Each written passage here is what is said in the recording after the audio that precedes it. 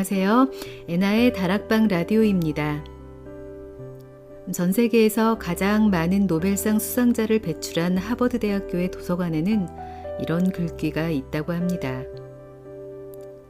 꿈이 바로 앞에 있는데 당신은 왜 팔을 뻗지 않는가? 사실 하버드에 입성하는 것 자체만으로도 인생의 성공 같지만 그 안에서 또다시 현실적인 목표를 이루기 위한 각자의 치열한 시간들이 펼쳐지는데요.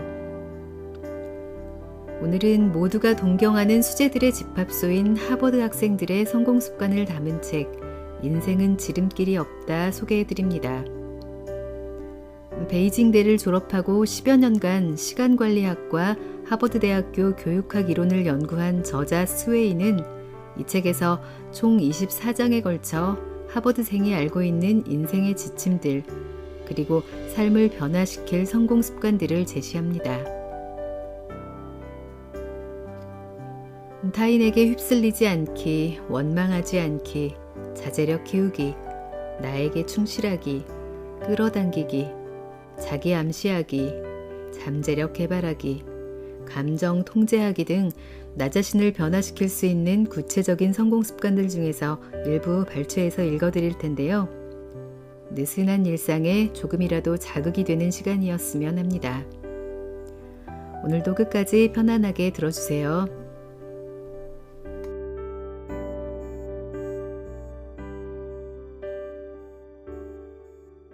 주관을 잃지 마라. 우리는 가난이 아니라 주관이 없는 것을 두려워해야 한다. 외부의 압박을 견디지 못하고 이리저리 흔들리다 보면 결국 남의 장단에 춤을 추게 될 것이다. 대학에서 국문학을 전공한 청년이 심혈을 기울여 소설을 완성한 뒤 유명 작가에게 평을 부탁했다.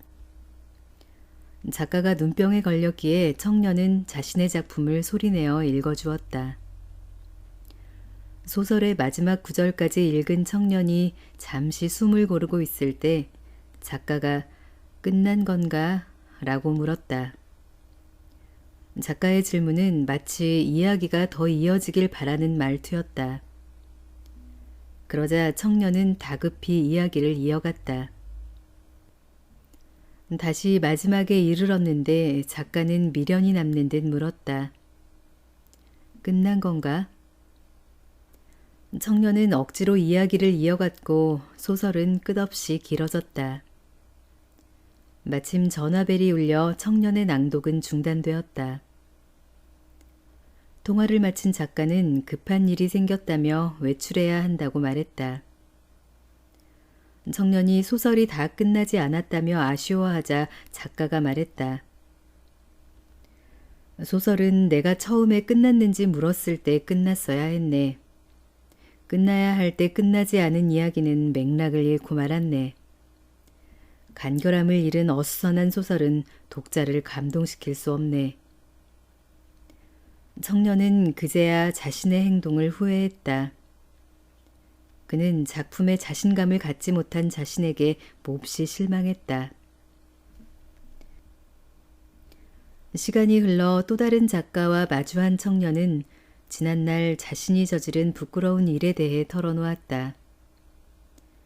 그런데 작가는 뜻밖의 반응을 보였다. 아주 대단한 임기응변 능력이로군. 그 짧은 순간에 새로운 이야기를 만들어낼 수 있다니 정말 대단해. 위대한 작가로 성장할 천부적인 재능임이 분명해. 하버드 대학교에서는 이렇게 가르친다.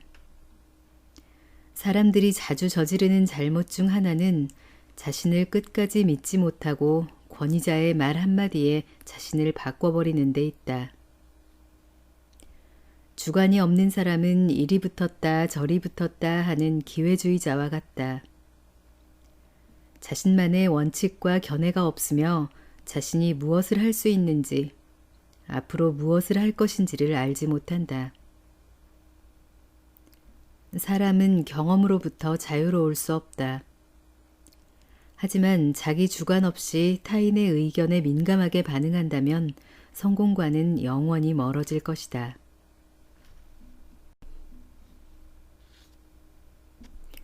주도적으로 인생을 설계하라. 어느 날 탑 올라가기 대회가 열렸다. 두꺼비들의 경기가 시작되자 구경꾼들은 야유를 퍼부었다. 어림도 없지. 저들은 분명히 실패할 거야. 그 소리를 들은 많은 두꺼비가 자신감을 잃고 나가 떨어졌다. 그 와중에도 열심히 탑을 오르는 두꺼비들이 있었다. 구경꾼들은 쉬지 않고 떠들었다. 아주 힘들어 보이는구먼. 탑 꼭대기까지 오르기는 글렀어. 그러자 대다수의 두꺼비가 체념한 채 오르기를 중단했다. 이제 단 한 마리의 두꺼비만 남았다. 두꺼비는 구경꾼들의 야유에도 아랑곳하지 않고 정상을 향해 계속 올랐다. 결국 두꺼비는 탑 꼭대기에 이르렀다. 그 두꺼비는 귀머거리였다. 베토벤의 바이올린 연주 실력은 형편없었다. 그는 선생으로부터 넌 절대로 작곡가가 될 수 없어 라는 말을 들었다. 카루소는 아름다운 목소리로 유명한 오페라 가수다. 하지만 카루소의 부모는 그가 기술자가 되길 원했고 그의 선생도 그런 목소리로는 절대 가수가 될 수 없어 라며 혹평했다. 다윈이 진화론을 발표하고 의사의 길을 포기했을 때 그의 아버지는 비난을 퍼부었다. 옳은 일은 내팽개치고 고작 온종일 개나 쥐 따위를 잡으러 다니다니. 다윈은 자서전에서 이렇게 밝히기도 했다. 어렸을 때 나는 명석하다는 이야기를 전혀 들은 적이 없다. 디즈니는 신문사 편집장으로 있을 때 창의력이 부족하다는 이유로 해고당했으며 디즈니랜드를 설립하기 전까지 몇 차례나 파산 위기를 겪었다. 아인슈타인은 4살 때 말을 했고 7살 때 겨우 글자를 익혔다. 그의 선생은 아인슈타인을 이렇게 평가했다. 이 아이는 반응이 느리고 친구들과 잘 어울리지 못합니다. 게다가 머릿속에는 이상한 공상으로 가득 차 있어요. 그는 결국 학교를 졸업하지 못하고 퇴학당했다. 프랑스 화학자 파스투르는 대학에 다닐 때만 해도 특출한 학생이 아니었다. 그의 화학 성적은 22명 중 고작 15등에 불과했다. 뉴턴의 아버지는 언제나 뒤처지는 백치 아들을 둔 것을 부끄러워했다. 뉴턴이 예술학교 입학시험에 3차례나 낙방했는데 그의 숙부는 절망하며 탄식했다. 교육받을 능력도 안 되는 아이라니. 전쟁과 평화의 작가 톨스토이는 대학 시절 성적 미달로 자퇴를 권유받았다. 당시 담당 교수는 이렇게 평가했다. 지능도 많이 떨어지고 공부에 대한 흥미도 부족하다. 위의 인물들이 자신의 길을 끝까지 고집하지 않고 남의 말에 휘둘렸다면 위대한 업적을 이룰 수 있었을까? 하버드 대학교에서는 이렇게 가르친다. 자기 인생의 설계자가 되어라. 내 미래를 결정할 유일한 사람은 바로 나 자신이다. 남의 말이나 판단에 흔들리는 사람은 무미건조하고 보잘것없는 인생을 맛볼 것이다. 열정과 꿈을 품은 사람만이 더 높이 올라갈 뿐더러 빛나는 인생을 살 것이다. 자기 인생의 목표와 방향을 설정할 유일한 사람은 나 자신뿐임을 명심하고 타인의 평가에 휩쓸리지 마라. 그렇게 용감히 나만의 길을 걸어가라.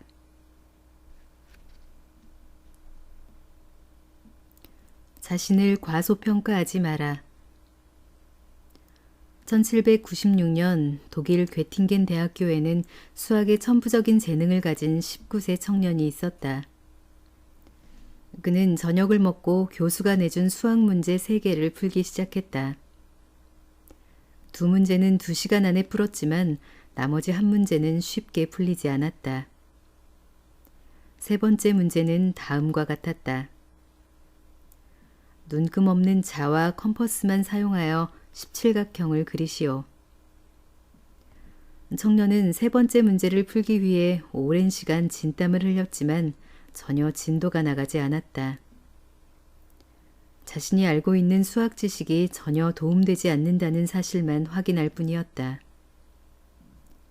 풀리지 않는 수학 문제 앞에서 청년은 오히려 오기가 생겼다. 내가 반드시 풀고 말 테다. 그는 자와 컴퍼스를 가지고 이리저리 머리를 굴리며 문제를 풀기 위해 온갖 방법을 다 동원했다. 그리고 시간이 흘러 창가에 태양이 비출 때쯤 청년은 문제를 풀고 안도의 한숨을 내쉬었다. 그날 학교에 간 청년은 풀이 죽은 채로 교수에게 말했다. 교수님이 주신 세 번째 문제를 푸느라 밤을 새웠어요.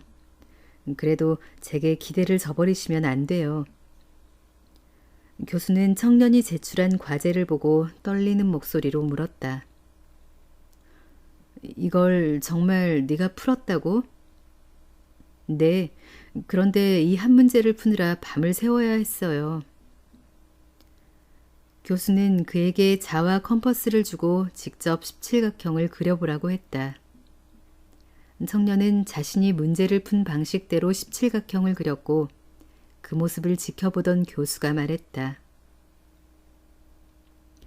이것이 2000년 동안 아무도 풀지 못했던 수학 문제라는 걸 아니? 아르키메데스나 아이작 뉴턴도 풀지 못한 것을 네가 하룻밤 만에 풀었다니 믿기지가 않는구나. 넌 정말 천재야. 사실 세 번째 문제는 교수가 실수로 청년에게 준 것이었다. 훗날 청년은 당시를 회상하며 말했다. 그것이 2000년 동안 아무도 풀지 못한 수학 문제라는 사실을 알았다면 저도 영원히 그 문제를 풀지 못했을 거예요. 세 번째 문제를 푼 청년은 바로 세계적인 수학자 카를 프리드리히 가우스다. 가우스가 천재인 것은 분명하지만 당시 그 문제가 아르키메데스나 뉴턴도 풀지 못한 난제였다는 사실을 알았다면 결과는 달라졌을지도 모른다. 사실 우리는 시련을 통해 성장한다. 해결할 수 없는 문제가 있다면 그것은 문제 자체가 어려워서가 아니라 그것을 너무 어렵게 생각한 나머지 용감히 맞서지 못하기 때문이다. 고난과 도전에 직면했을 때 사람들은 그 때문에 무너지는 게 아니라 극복할 수 없다고 생각하는 자신 때문에 무너진다. 머리가 나빠서, 고통을 견디지 못해서, 선천적으로 부끄러움을 많이 타서, 사회성이 떨어져서 사람들은 고난을 극복할 수 없는 온갖 이유를 대며 회피한다. 물론 적극적으로 나서서 행동하지도 않는다. 결국 고난은 절대 극복할 수 없는 존재가 되고 만다. 용감히 도전할 수 있는 사람만이 불가능을 극복하고 잠재력을 발휘할 수 있다.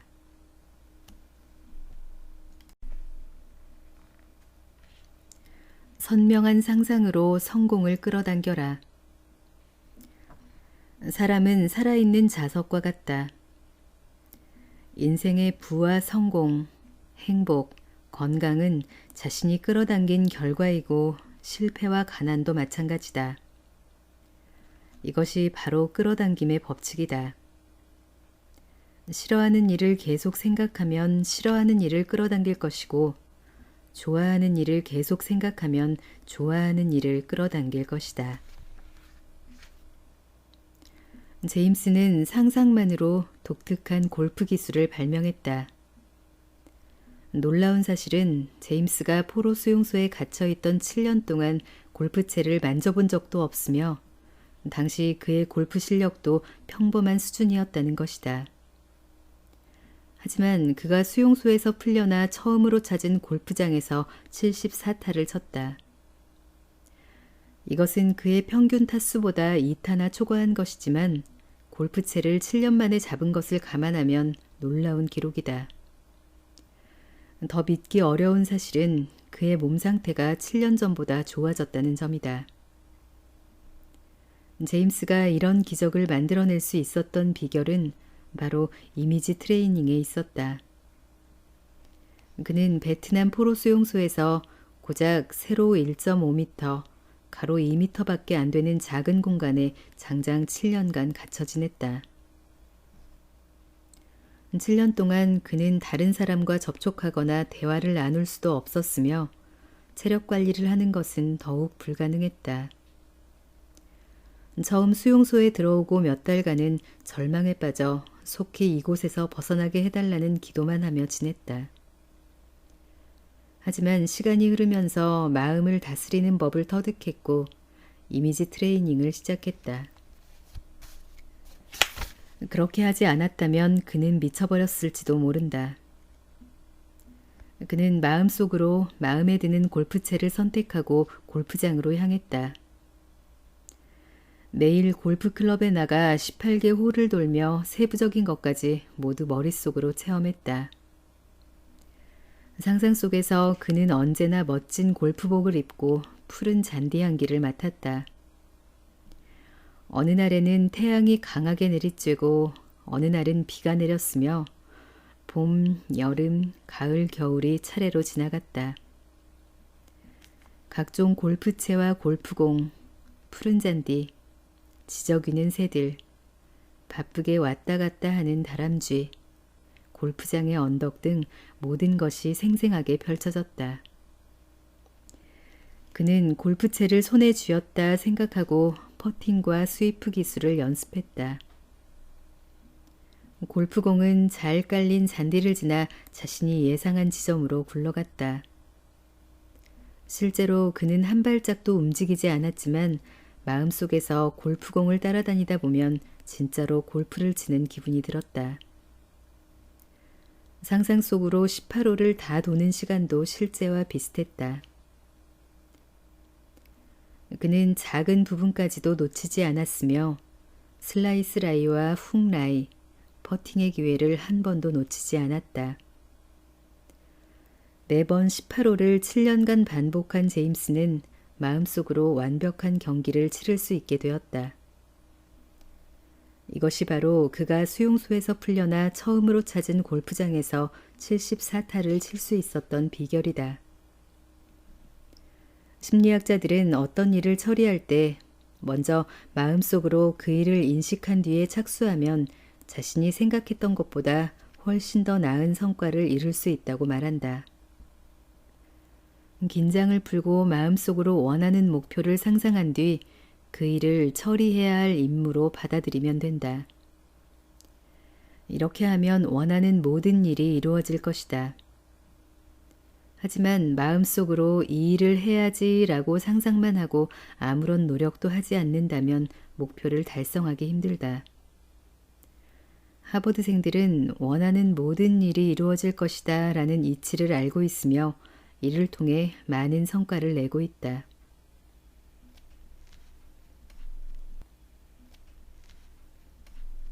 선택하지 못할 때는 순리에 맡겨라. 선택하기 어려운 순간에는 아무것도 선택하지 말고 순리에 따르는 게 좋다. 복잡한 일이 한꺼번에 찾아올 때도 순리에 맡기는 게 상책이다. 세계적인 건축가 발터 그로피우스가 디즈니랜드를 설계한 뒤 3년의 시공을 거쳐 개방을 앞두고 있을 때였다. 그는 디즈니랜드 내부에 길을 내는 방안을 두고 깊은 고민에 빠졌다. 도저히 답을 찾지 못한 그는 택시를 타고 무작정 지중해로 달렸다. 프랑스 남부 교회를 지나 산과 들에 가득한 포도원에 도착한 그는 차가 커브를 꺾어 들어간 곳에 수많은 차가 정차된 모습을 발견하고 깜짝 놀랐다. 원래 그곳은 아무도 돌보지 않는 포도원인데 8프랑만 지불하면 포도를 한 상자나 딸 수 있었다. 얘기를 들어보니 포도원은 한 노부인의 소유인데 관리할 기력이 떨어져 이런 방법을 고안해냈다는 것이다. 수십 킬로미터에 이르는 탐스러운 포도의 임자가 먼저 따는 사람이라니.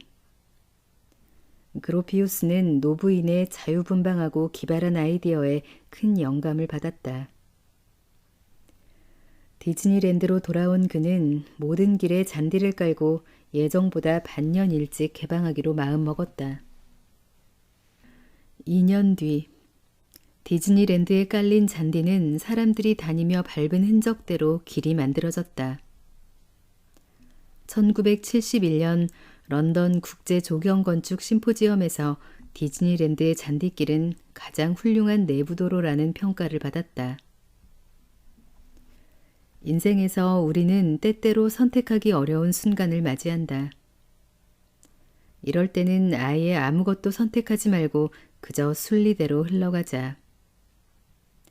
순리에 따르는 것은 번영할 것은 스스로 번영하고 쇠퇴할 것은 스스로 쇠퇴하게 두는 것이다. 그리고 일이나 감정 등을 억지로 강요하지 않으며 자신의 능력이 미치지 못하거나 자신의 능력을 뛰어넘는 일에 집착하지 않는다. 매사에 이해득실만 따지는 사람은 늘 불안하고 초조할 것이고 목표를 추구하는 과정에서의 즐거움을 느끼지 못할 것이다. 살다 보면 열심히 노력하고도 좋은 결과를 얻지 못할 때가 많다. 그렇기에 우리는 순리에 따르는 법을 배워야 한다.